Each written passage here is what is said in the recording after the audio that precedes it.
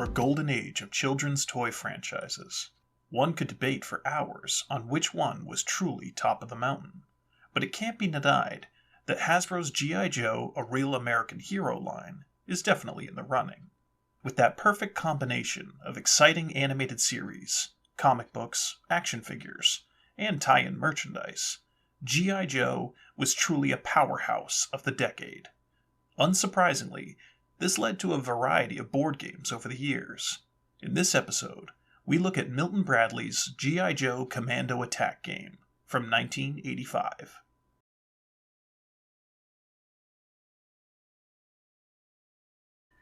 To set up the GIjoe Commando Attack Game, players will first piece together the gigantic playing board. They will then place each faction's headquarters, supply depot, and POW camp on their respective sides. Each faction contains 2 color-coded squads, composed of 6 members per squad. The squads are arranged on their starting sides of the board.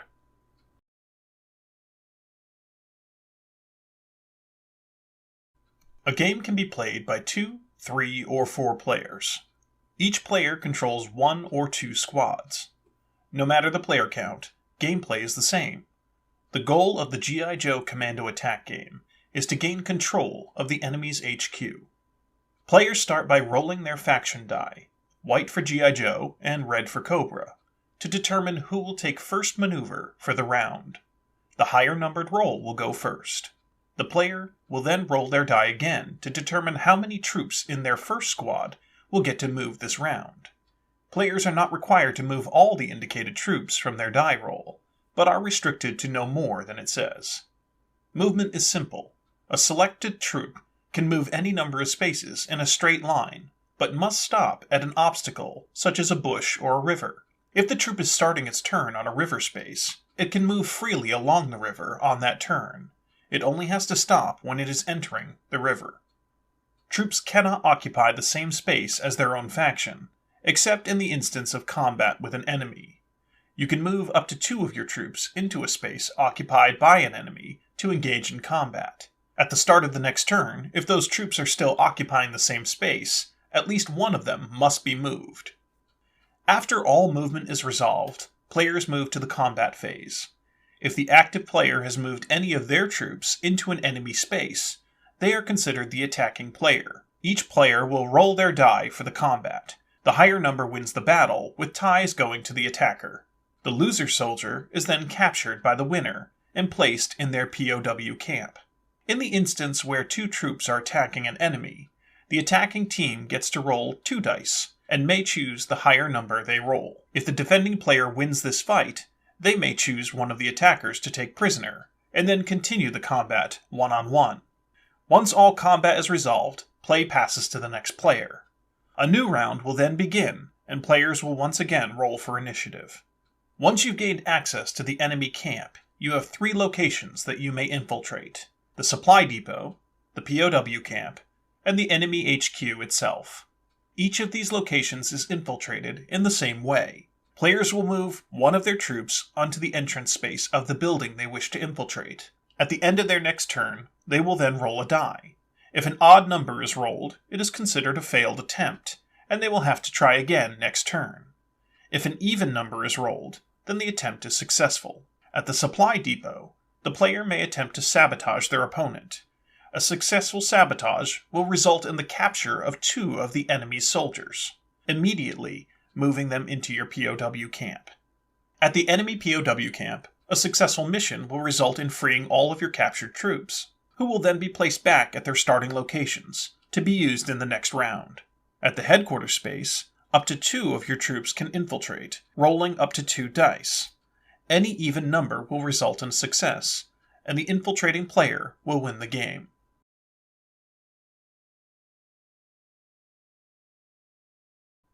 There is a lot to like about the GIjoe Commando Attack Game.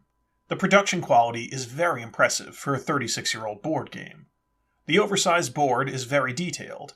The 3D buildings add a welcome dimension to the play space, and the character standees have that gorgeous 80s style box art that just brings the characters to life. A neat touch is that the standees could be swapped out for the actual action figures, utilizing the small peg molded into the base. The gameplay, though, has a surprising amount of strategy built into it. I found myself enjoying planning one or two moves ahead, trying to place troops into positions that would allow for double teams to better ensure victories, all the while trying not to overextend myself and leave my own headquarters open to attack.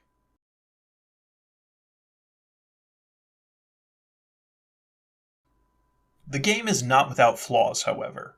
The rules have a few glaring omissions that led to some confusing situations. For example, there's nothing in the rulebook that says you must stop in a space containing an enemy troop.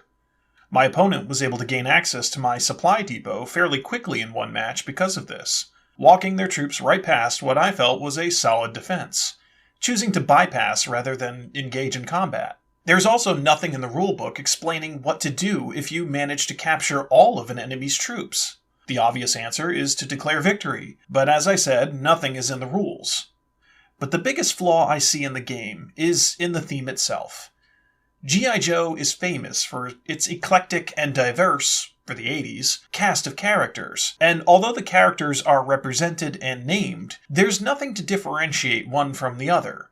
I don't feel like I'm playing Cobra Commander, screeching my orders across the battlefield. The standee's text and art says it's Flint decking Storm Shadow in the face, but to be honest, it could be anyone doing it, and it wouldn't be any different. It's also worth noting there's a rather famous Joe that I was quite surprised was left out of the lineup.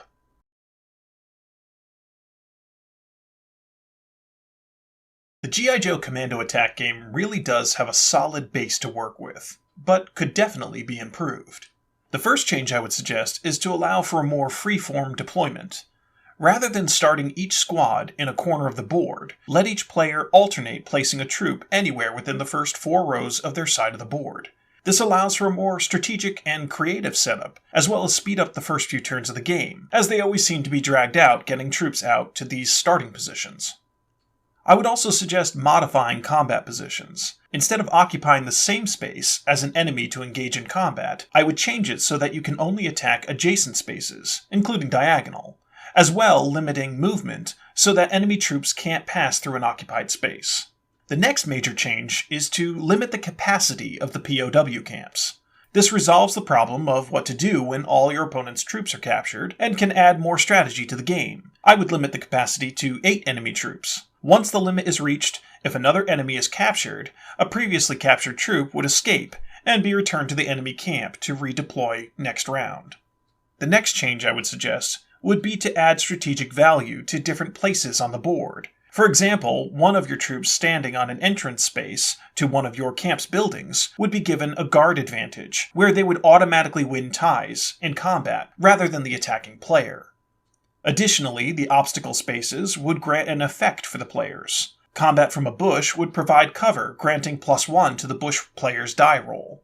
Combat from water would be difficult terrain, and result in a -1 to the river player's combat. The last change I would make would be to add a little bit of GIjoe flavor to the game, and add commander abilities to each squad leader character. These abilities would be quite powerful, so would require a cooldown after each use. For the Joes, the obvious choice is Flint commanding the red squad, and Duke commanding the orange squad.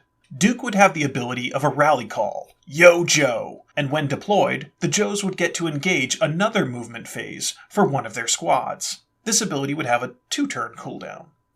Flint knows all about combat. He would allow you to flip one die to its opposite side after the initial roll during combat. This ability would have a 3-turn cooldown. For those despicable Cobras, you have, of course, Cobra Commander to screech at his troops on the green squad, while Destro will be in command of the blue. Cobra Commander, being the cowardly leader he is, could shout for a retreat if a combat is lost to avoid capture. All Cobra troops involved in this combat would return to their side of the battlefield, to be redeployed next turn. I would suggest a 2-turn cooldown for this ability. Destro makes the best weapons for Cobra.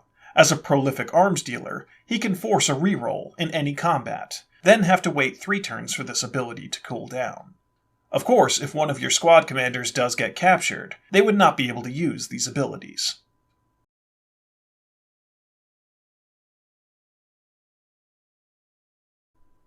I will freely admit I really enjoyed the 1985 GIjoe Commando Attack game. At its core, it's a very simple strategic simulator. But that's not a bad thing. Its quick and dirty playstyle gets you into the action right away, and doesn't bog you down with stats, health points, or any other complicated rules at all. With the changes I suggested, it really did fix a few problems I had with the game. The GIjoe Commando Attack Game's simplicity and style lets you focus on the fun, and as we all know, that's the best part of any board game. And of course, knowing is half the battle.